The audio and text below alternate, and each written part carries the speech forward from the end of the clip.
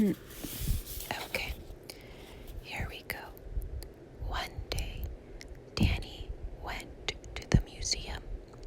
He wanted to see what was inside. He saw Indians. He saw bears. He saw Eskimos. He saw guns. He saw swords. And he saw dinosaurs. Danny loved dinosaurs. He wished he had one.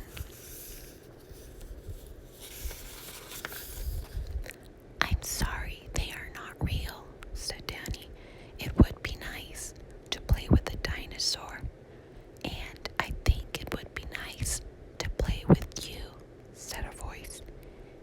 Can you? Said Danny. Yes, said the dinosaur. Oh, good, said Danny. What can we do? I can take you for a ride, said the dinosaur. He puts his head down so Danny could get on him. Let's go, said Danny. A policeman stared at them. He had never seen a dinosaur stop for a red light. The dinosaur was so tall, Danny had to hold up the ropes for him. Look out, said Danny. Bow wow, said a dog. He thinks you are a car, said Danny. Go away, dog. We are not a car.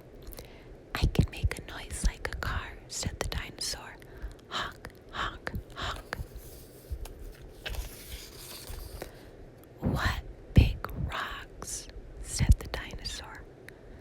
They are not rocks, said Danny. They are buildings.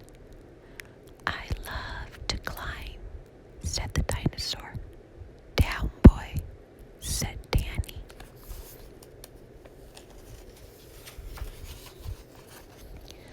The dinosaur had to be very careful not to knock over houses or stores with his long tail.